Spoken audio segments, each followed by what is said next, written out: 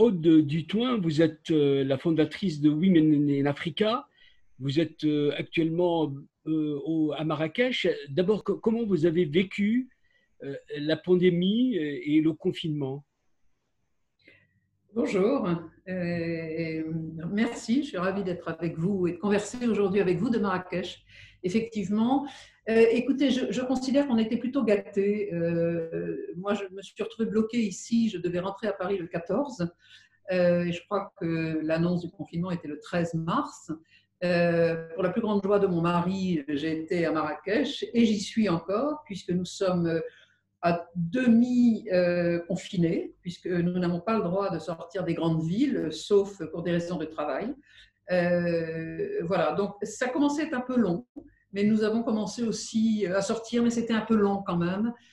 Et puis surtout, ce qu'on a pu observer dans nos rares sorties, c'est ce qui va se passer à peu près partout, c'est-à-dire l'extrême difficulté pour les gens de vivre de si longs moments sans activité, et ici au Maroc, dans un pays dont l'économie est ce qu'elle est, c'est-à-dire avec voilà, tous les problèmes que cela pose. C'est-à-dire que Women in Africa devait avoir son sommet en ce moment même.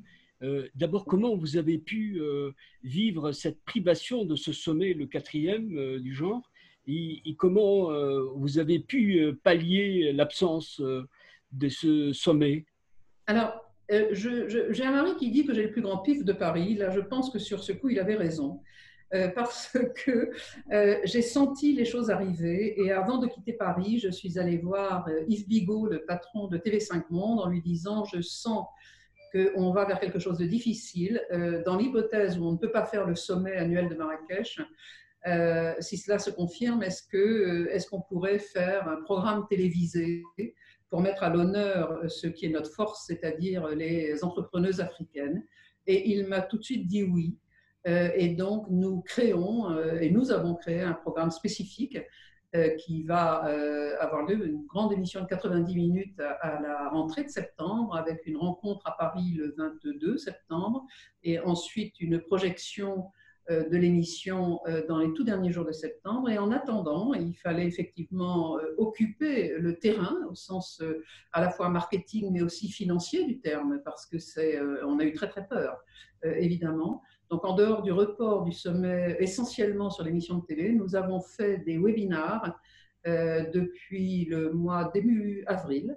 Donc, nous en avons fait beaucoup avec un immense succès. Je pourrais vous donner quelques chiffres et sur des sujets très différents, à la fois destinés évidemment aux entrepreneuses, mais pas seulement.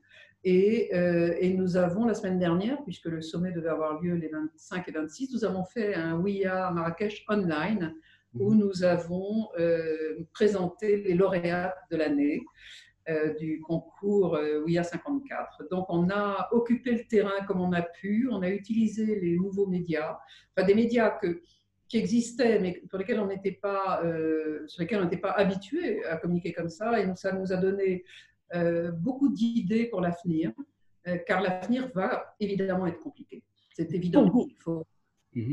pour beaucoup, beaucoup ne connaissent pas le mode de fonctionnement, l'utilité de cet outil Women Africa. D'abord, dites-nous, vous êtes une boîte à idées, une boîte à outils. Qu'est-ce qui fait votre force pour d'abord accompagner les femmes et être au cœur de ce combat de l'univers de l'entreprise? C'est un peu tout ça, c'est-à-dire que nous sommes une boîte à idées et aussi une boîte à outils parce que je suis connue un peu pour avoir des idées, mais je n'aime pas les idées qui n'aboutissent pas. Et donc, j'essaie d'avoir des idées qui se concrétisent et se matérialisent par quelque chose. Et le concept de Women in Africa m'a été demandé par des femmes africaines vous savez que j'ai créé le Women's Forum il y a plusieurs années maintenant. Et lorsque j'ai été obligée de vendre le Women's Forum parce que c'était déjà une autre crise, c'était la crise des subprimes qui m'a touchée de plein fouet en 2008. Et donc, je suis sortie de l'entreprise en début 2011, après que Publicis l'ait racheté. Et donc, les femmes africaines m'ont pendant 4 ans, 5 ans, sans arrêt poursuivi, entre guillemets, pour que je fasse quelque chose pour elles. Leur souhait étant d'être connectées avec le monde entier pour que le monde sache le rôle qu'elles ont dans les économies des différents pays du continent. J'ai beaucoup hésité parce que je ne suis pas africaine, que je n'habite pas en Afrique. Maintenant, oui, je suis au Maroc et ça a changé. Et d'ailleurs, parce que je suis au Maroc, parce que j'ai créé Women in Africa. Et donc, j'ai basculé ma vie pour cette raison-là, avec bonheur. Et j'ai mis en place au départ un sommet annuel économique parce que je ne crois qu'à l'économie pour changer la société. Je ne crois pas, je suis contre la charité. Évidemment, je suis pour le soutien et moi-même, j'ai fait plein de choses et je fais des choses dans ma vie personnelle. Mais je crois qu'à un moment, il faut sortir de penser charité quand on pense femme et quand on pense Afrique. Pourquoi? Parce que les femmes, ce sont elles qui dominent aujourd'hui les maisons, les sociétés. Elles sont charges de famille, elles ont une personnalité qui font d'elles, dès le départ, des entrepreneuses, puisque dès qu'elles sont adolescentes, elles aident leur famille. Et elles ont un esprit entrepreneurial tout à fait étonnant et compréhensible pour des raisons à la fois psychologiques et aussi par rapport à la sociologie des pays, qui fait qu'elles savent que pour beaucoup, qu'elles ne trouveront pas de job. Et donc, elles créent leur job. Et la différence qu'il y a maintenant entre créer un job de type microcrédit, c'est-à-dire un tout petit job dans l'informel, qui est encore évidemment la majorité, puisque vous savez que ça concerne entre 60 et 70% de l'économie de la plupart des pays d'Afrique subsaharienne. Aujourd'hui, les femmes créent des entreprises qui ont de la valeur, qui se développent, qui attirent des investisseurs, et c'est ça notre target, notre cible. Ce sont ces femmes-là que nous identifions par un appel à candidature annuel et que nous réunissions jusqu'à présent à Marrakech. Vous êtes la fondatrice, mais vous avez choisi une femme africaine comme présidente, c'est Hafsat Abiola. D'abord, est-ce que vous avez le sentiment que vous avez répondu aux critiques des uns et des autres sur l'africanisation, sur la présence de cette Afrique à l'intérieur de cet outil? Oui, ça a été une période, et là cher Michel, évidemment vous replongez dans une période assez difficile, puisque tout le monde a reconnu assez vite que ce que nous faisions était bien et correspondait à la demande, qui était de connecter les femmes africaines avec le monde entier. Puisque dès la première année, nous avons eu 30 pays, puis 60 la seconde année dans le sommet, et l'année dernière, alors que nous n'étions que la troisième année, nous avons eu 82 pays qui sont venus, avec de très grosses délégations des États-Unis, d'Allemagne, de Chine, des Émirats arabes unis qui travaillent aussi beaucoup avec l'Afrique subsaharienne. Mais malgré le fait de faire ce qu'on faisait, je pense qu'on le faisait bien. Effectivement, certaines personnes, et beaucoup de femmes aussi, ne pouvaient pas s'empêcher de dire « c'est formidable ce que vous faites, mais c'est dommage, vous êtes blanche ». Je dois dire qu'à un moment, j'ai failli craquer parce que je pensais que ce qu'on faisait était bien, qu'on a investi, j'ai investi beaucoup d'argent dans cette affaire, que j'avais déjà la passion de ce que je faisais et je connaissais assez bien l'Afrique, mais je suis allée beaucoup plus loin dans ma rencontre avec les gens, dans ma connaissance de l'Afrique. Et certes, on avait des défauts, mais je ne pensais pas que vivre ça. Et à un moment, plutôt que de céder, je suis bretonne et têtue, j'ai préféré passer la main. Et c'était aussi lié à l'âge. Ça s'est passé il y a 2 ans, j'avais 68 ans. Et je me suis dit qu'il était peut-être temps pour moi de passer la main, de lever le pied, mais sans m'arrêter pour autant, parce que je suis incapable de m'arrêter. Mon moteur, c'est de travailler. Quand je vois des femmes autour de moi, et ici à Marrakech, il y en a pas mal, je les trouve inintéressantes. Ce que je dis est terrible, mais je ne comprends pas qu'on ne puisse rien faire. Alors, on peut faire de l'humanitaire, on peut faire, voilà, moi je fais tout, je fais aussi ça, mais surtout faire un projet qui a de la valeur, qui apporte quelque chose et mettre en place une équipe et faire que tout ça me suive, c'est-à-dire continue à exister une fois que j'aurai pris un peu de recul. Je me suis dit que c'était la solution, c'est ce que j'ai fait. Et Hafsat était déjà dans notre conseil. Elle a commencé par être ambassadrice pour nous au Nigeria. À l'époque, nous n'en avions que 10. Aujourd'hui, on en a 48 sur le continent. Et je lui ai proposé de façon assez évidente ce job qui était de me remplacer. Ce n'était pas une mission facile, mais elle le fait très bien. Comment le partage d'expérience se fait là? Comment l'accompagnement se fait chez vous? Est-ce que à travers le networking, à travers les workshops, comment le concept est-il bâti et pour rendre efficace et pour donner ces solutions aux Africaines chefs d'entreprise? Alors, il y a plusieurs choses. Nous avons, comme je l'ai dit, donc aujourd'hui 48 ambassadrices, dont 43 sur le continent africain. Et nous en avons aussi aux États-Unis, en Chine, au Japon, en Amérique du Nord, en Amérique du Sud, et il me manque encore un pays. Et donc, nous organisons autour de ces ambassadrices et avec nos partenaires locaux des rencontres. Avant la crise du coronavirus, nous avions, en début d'année, nous en avons fait déjà 3, et nous organisons des rencontres. Ce sont nos ambassadrices qui sont nos moteurs sur le continent. Ce sont toutes des femmes exceptionnelles. D'ailleurs, on met du temps à les recruter, à les former, à comprendre ce qu'on fait et à voir aussi si ce sont les bonnes personnes par rapport à un environnement à la fois économique mais aussi politique. Parce que, évidemment, quand on fait autant de choses que nous maintenant, parfois il y a des rencontres politiques à avoir et donc ces ambassadrices doivent avoir plusieurs qualités. Et les rencontres que nous avons faites, comme par exemple une des dernières était en Érythrée, non, c'était au Zimbabwe. Nous avons fait une rencontre de femmes, elles étaient 250. Et nous avons, c'était un succès énorme, nous l'avons fait plusieurs fois à Dakar, nous le faisons également en Côte d'Ivoire et malheureusement on a stoppé ce qui était en route. Nous avons également une chose très concrète que nous avons mis en place avec une de nos ambassadrices, c'est à Kinshasa, où nous avons une maison des entrepreneuses, le Working Ladies, qui est un club créé pour des femmes entrepreneuses, qui a été créé par notre ambassadrice à Kinshasa. Et tout ça, ce sont des choses très concrètes qui sont mises en place. Un autre exemple de ce que nous faisons également, nous nous intéressons beaucoup à la jeune génération. La jeune génération, et ça a pris encore plus de force avec ce Covid, va être totalement digitale. Eh bien, nous formons, avec notre fondation, nous formons des jeunes femmes au coding. Nous le faisons au Sénégal, nous le faisons en Côte d'Ivoire, et pareil, on a stoppé tout ça à cause de la crise. Donc ça, c'est important.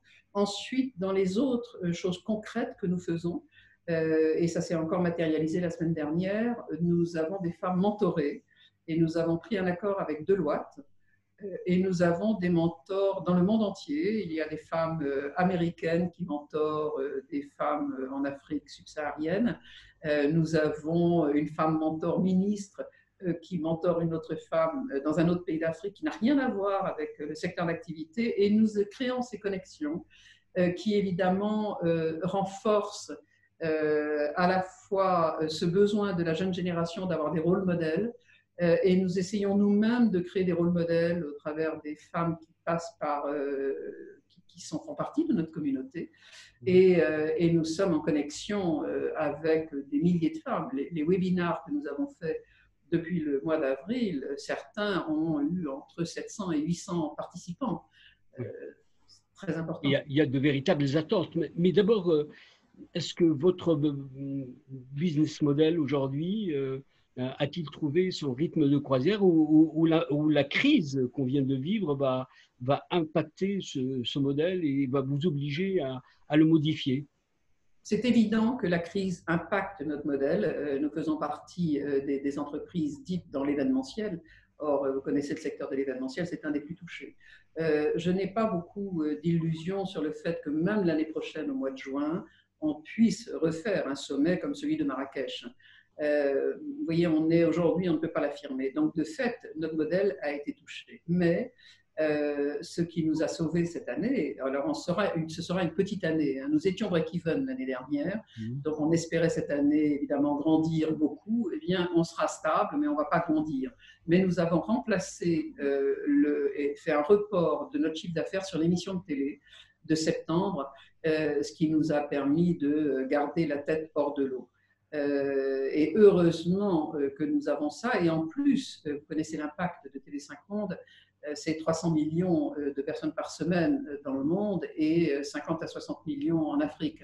Ce sera un moment très fort de l'année. Et au lieu de faire se rencontrer les gens à Marrakech, nous allons organiser à Paris le 22 septembre, le mardi 22 septembre, nous allons faire la remise des prix, donc des lauréates que nous allons faire venir des différents pays. Et certaines auront été filmées aussi sur place. On va les filmer ce qu'elles font dans les pays. Et donc, ce sera un lieu de rencontre, puisqu'il y a quand même 500 places dans le théâtre que nous avons réservé. Et nous allons inviter les gens qui peuvent se déplacer, évidemment, à nous rejoindre.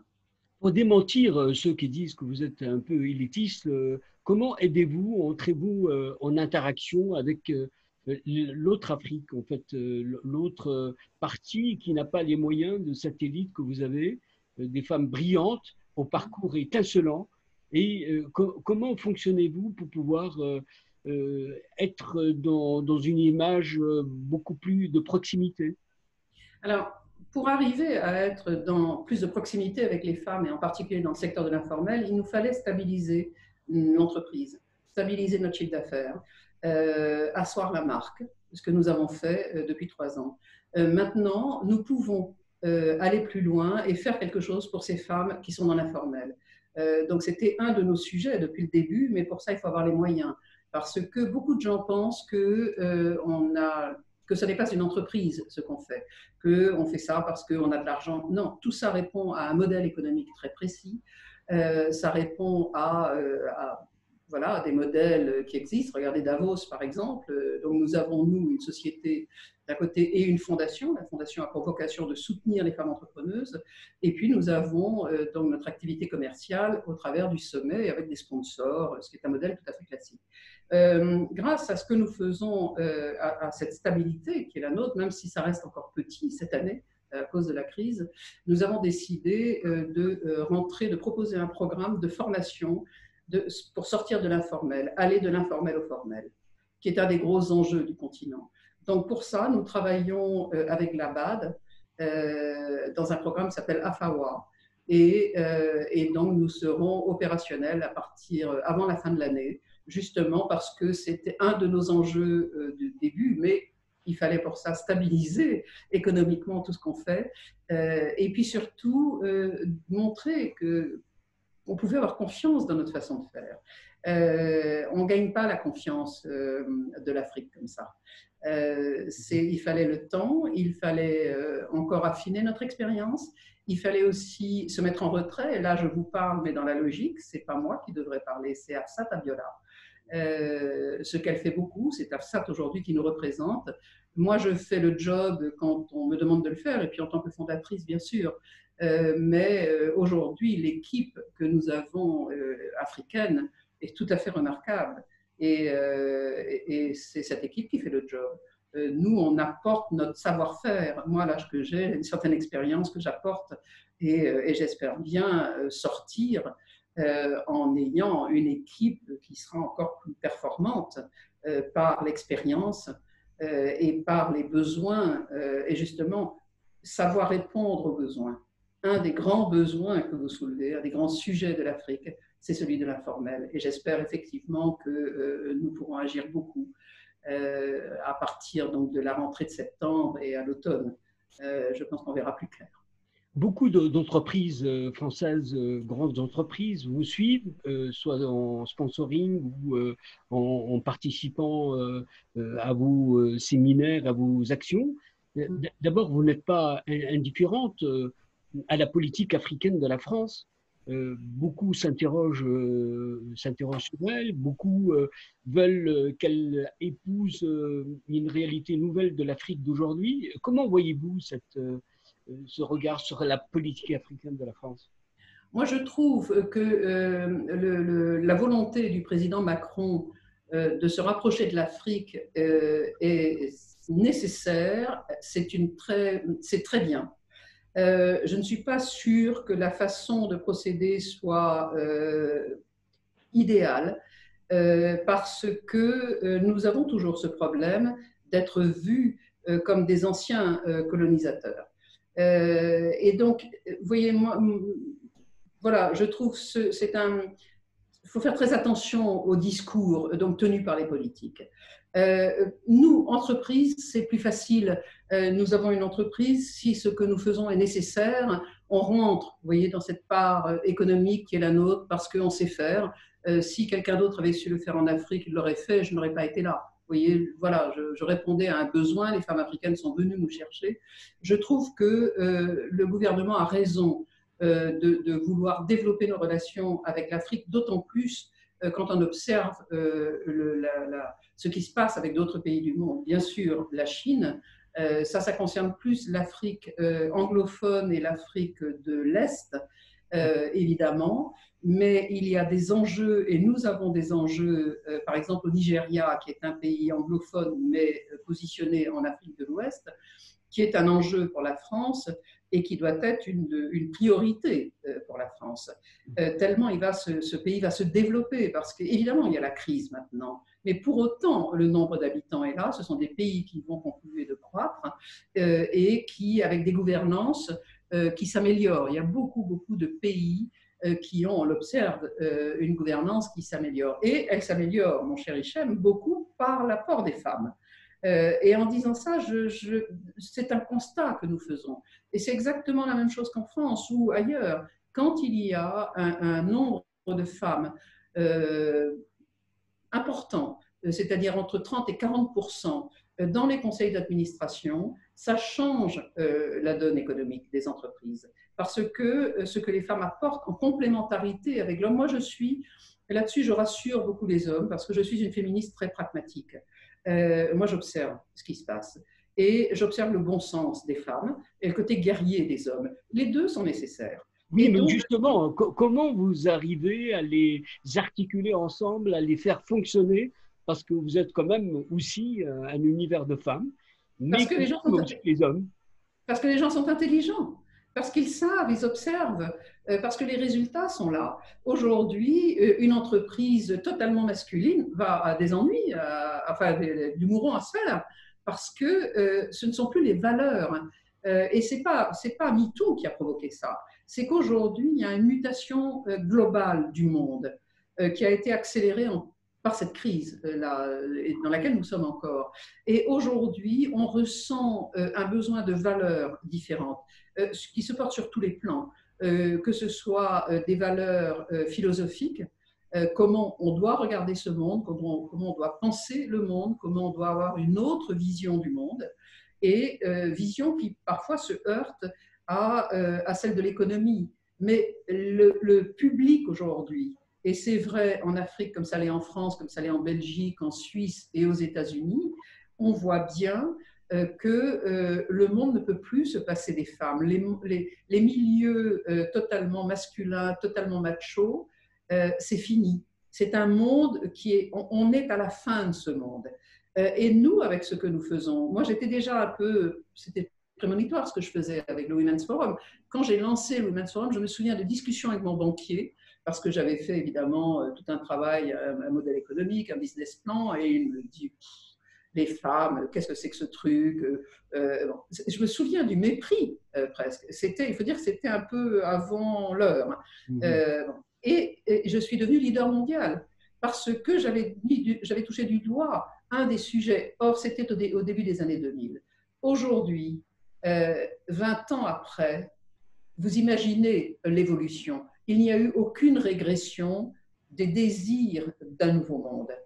Mais ils sont plus ou moins rapides. Et puis, il y a les freins classiques. Ce n'est pas facile pour un homme de dire il n'y en a plus que pour les femmes. Moi, j'ai pris des claques, mais c'était incroyable. Des copains qui me disaient, un copain qui m'a dit à cause de toi, ma fin de vie est foutue. Ah, je lui ai dit, tu veux dire que tu n'auras plus de conseil d'administration, c'est réservé aux femmes. Il avait eu une carrière magnifique. Il avait tout fait dans sa vie, il avait eu tous les pouvoirs. Mais pour autant, il voulait, une fois à l'âge de la retraite, il voulait continuer dans les conseils d'administration. Il faut réaliser à un moment que nous sommes deux à se complémenter et non pas à s'opposer, qui sont les hommes et les femmes. Et une chose qui peut rassurer les hommes, c'est que les femmes, je les connais vraiment bien. Et je peux vous dire qu'elles ne cherchent pas le pouvoir pour le pouvoir.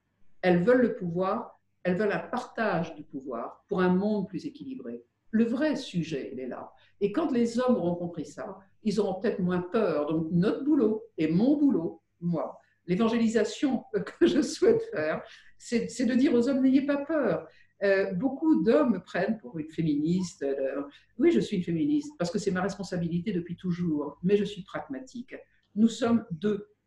On doit vivre ensemble, on doit cohabiter ensemble, on doit créer ensemble et se respecter. Et nous sommes dans ce monde et la crise a été un révélateur, puissance 10 de ça.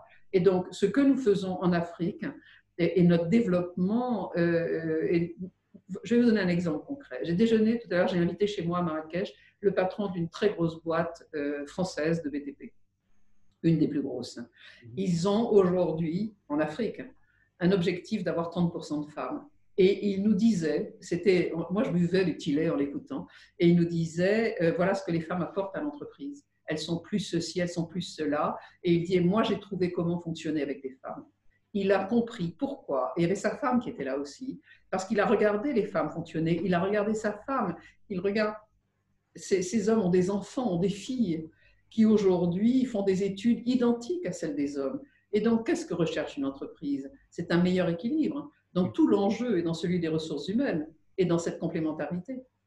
C'est pas si compliqué que ça, finalement. C'est un désir d'entreprise de rectifier les choses et de donner une juste part aux femmes qui jamais ne leur feront défaut. Jamais. Vous êtes une femme d'intuition et on le voit à travers votre parcours. Est-ce que vous avez vraiment le sentiment aujourd'hui qu'il y a un avant et un après et que le monde aujourd'hui, après la crise, va se transformer, va prendre en compte de son humanité ou est-ce qu'on va revenir au monde d'hier? Eh bien, mon intuition est perturbée, mon cher Hichem. Elle est très perturbée parce que dans les jours fastes et positifs, je me dis que cette crise va aboutir à autre chose. Effectivement, à une mutation dont on sent bien le besoin. Cette mutation est exprimée partout, dans le monde entier. Mais dans les faits, les jours sombres, dans les faits, je ne suis pas sûre. Le sentiment que j'ai, même en ce moment, c'est que la rapidité qu'il y a à reconstruire l'économie, à repenser l'économie, et en même temps d'observer le monde, avoir une nouvelle vision du monde.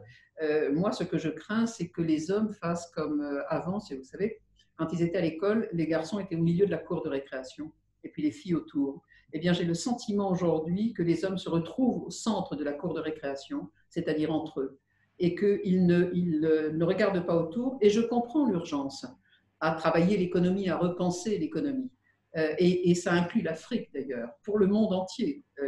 L'Afrique est c'est formidable ce qui peut se passer justement avec l'Afrique maintenant, mais surtout qu'on ne retourne pas en arrière, c'est-à-dire dans cette urgence à repenser le monde entre hommes. Je pense que ce serait une catastrophe parce que ça ne correspond pas aux valeurs et à la demande du moment, du tout. Pour terminer cette rencontre, une mise en perspective. Comment vous voyez les prochaines semaines concernant Women in Africa et puis vos activités vous-même, comment voyez-vous les choses? Alors déjà, ayant beaucoup travaillé, ce que je vois à titre personnel et un peu égoïste, c'est mes vacances arriver, c'est revoir les enfants, mes petits-enfants qui me manquent, qui auraient dû venir à Pâques, qui auraient dû venir là à la fin des cours. Donc ça, c'est une urgence aujourd'hui vitale qui est de voir les enfants. Nous avons communiqué, nous faisons des vidéos tout le temps, évidemment, mais j'ai besoin de les toucher. Vous savez, à un moment, ce besoin... Bon. C'est pour ça d'ailleurs que j'aime ce métier. C'est qu'à la fois, nous allons nous développer aussi dans le virtuel, clairement. Nous avons pris ce pli. Là, nous avons expérimenté avec beaucoup de succès. Donc, nous allons continuer. Mais pour autant, les rencontres physiques, enfin en tout cas moi j'en ai besoin. J'ai besoin de rencontrer les gens, de les toucher et d'être proche d'eux. Notre prochain rendez-vous est important puisque c'est celui le 22 septembre où nous allons donc enregistrer l'émission de télé pour TV5 Monde en direct. Donc elle ne sera pas retransmise le soir même sur la chaîne, mais enfin nous allons faire dans les conditions du direct pour une diffusion quelques jours après. Le temps qu'on fusionne ça avec ce qu'on aura filmé dans différents pays africains, là où il y a nos lauréates. pour mettre en valeur justement les raisons pour lesquelles elles ont gagné notre prix cette année. Donc la rentrée, en ce qui nous concerne, je suis optimiste parce que ce programme télé fait un tabac, ça cartonne. Les entreprises savent la puissance de TV5 Monde. Nous sommes très soutenus par Yves Bigot, par Denise Epoté, par toute l'équipe de TV5 Monde. C'est quelque chose de nouveau aussi pour eux et ce ne sera pas un one-shot surtout. C'est-à-dire que nous allons faire ça tous les ans. C'est un peu comme les grands prix, les BFM Awards de l'économie. Eh bien, nous allons le faire avec les femmes africaines et nous sommes en train de travailler sur une évolution de notre modèle économique qui sera annoncé, j'espère, justement en septembre lors de l'émission. J'espère avoir fini toutes les études et donc nous aurons des choses à annoncer. Mais nous sommes là pour longtemps, très longtemps, et avec optimisme, parce que je suis optimiste pour l'Afrique. Ça va être dur, il va y avoir ça va secouer, ça va tanguer, mais en même temps, l'Afrique et l'Europe, on a beaucoup de choses à faire ensemble. Et par rapport à la Chine et aux États-Unis, nous sommes là. Nous sommes à côté et nous devons faire ensemble. Et une partie de notre boulot, c'est de dire, mais faisons-le avec les femmes. Et comme les femmes veulent faire avec les hommes, vous voyez, tout ça est cohérent. Et donc, je suis optimiste malgré les difficultés et la conscience aiguë que j'ai d'observer, ne serait-ce qu'ici à Marrakech, toutes ces femmes dans l'informel qui ont perdu leur job. On a fait comme tout le monde, on a essayé d'aider, on a fait des cagnottes. Moi, j'ai tapé de l'argent à mes copains, à mes amis en France. On a fait des paniers, on a fait tout ce qu'on pouvait faire. Et puis, ce programme sur lequel l'équipe travaille pour de programmes de l'informel au formel est un de nos gros enjeux, comme je l'ai dit, et nous avons beaucoup d'espoir de réussir et de continuer à soutenir les femmes. Sans charité, mettre les femmes dans l'économie parce qu'elles ont le même cerveau que les hommes et les femmes pensent économie, souvent même un peu moins risquée, de façon moins risquée, donc nous sommes optimistes pour l'avenir. On l'a compris, vous avez un besoin urgent de présence physique et en tout cas, merci Aude Dutoin d'avoir été avec nous. Je rappelle que vous êtes la fondatrice de Women in Africa. Merci. Merci de m'avoir accueilli aujourd'hui. Au revoir. Au revoir.